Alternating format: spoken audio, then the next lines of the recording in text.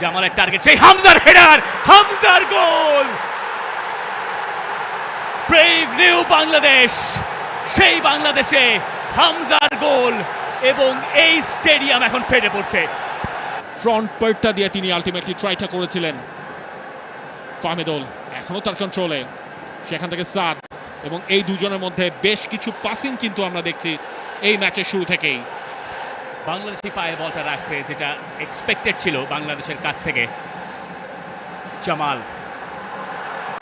আরও একবার কাজেম শাহ ছিল তার টার্গেট।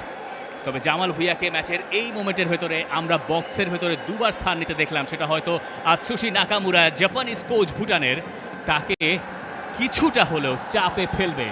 জামালকে এত তাড়াতাড়ি আমরা বক্সের ভেতরে এত প্রেজেন্স তার কমই দেখি, এবং তিনি যেখানে আজ স্টার্ট করেছেন সেটা গোল থেকে আরও কাছে। ক্লাবে তিনি যেখানে খেলছেন এই সিজনে ব্রাদার্স ইউনিয়নের হয়ে, সেখান থেকে আরও বেশ অ্যাডভান্স পজিশনে। কাজেম শাহর পাস রাকিবের কাছে, রাকিবের শট, আরও একবার সেটা আটকে দিয়েছেন তেনজিন।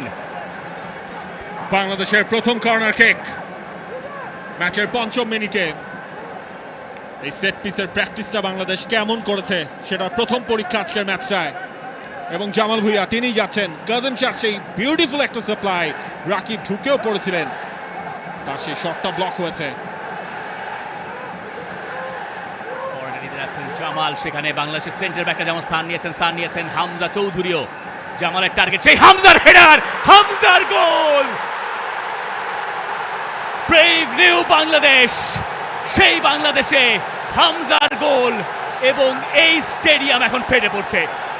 দেশের মাটিতে প্রথম ম্যাচেই হামজা দেখালেন কিভাবে গোল করতে হয়। সমর্থকদের যেই ভালোবাসা, সেই ভালোবাসার প্রতিদান দেওয়া শুরু করলেন হামজা চৌধুরী প্রথম মিনিটেই।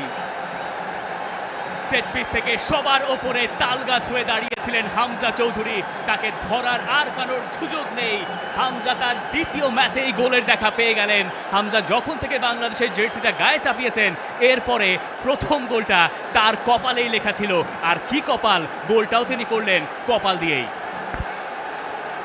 পারফেক্ট স্টার্ট হামজা চৌধুরীর জন্য, একেবারে সেট আপটাও গেছে। হামজা লাফিয়ে উঠেছিলেন এবং সেখান থেকে যে ফিনিশিংটা দরকার ছিল সেটাই করেছেন হামজা চৌধুরী। গোলকিপারের ঠিক পাশ দিয়ে, গোল লাইনের সামনে কেউ কোনো ডিফেন্ডার ছিলেন না, সেই সুযোগটাই হামজা চৌধুরী কাজে লাগিয়েছেন শতভাগ। ভুটান অবশ্য এই ক্ষেত্রে বেশ হতাশ হবে। সেট পিস থেকে যদি আপনি একজন ফুটবলারকে মার্ক করতে চান স্পেসিফিকলি, সেটা এই হামজা চৌধুরী হওয়ার কথা ছিল, কিন্তু সেই কাজটা তারা ঠিকঠাক করেনি। হামজা চৌধুরী তার মার্কারদের অনেক পিছনে ছিলেন। তিনি যখন রান মেক করলেন জামাল ভুঁইয়ার বলটা, ততক্ষণে ফ্লাইটটা ল্যান্ড করেছে। হামজা আনমার্কড অবস্থায় বলটা দিয়েছেন, সেই জায়গায় ঠেকানোর কোনো সুযোগ ছিল না। সেই রিপ্লেটা আপনি বারবার দেখতে চাইবেন। জামাল ভুঁইয়ার ক্রস থেকে হামজার গোল। Jamal Hamza duo is alive. For more updates, subscribe to our YouTube channel and click on the bell icon. Follow us on Facebook and Instagram.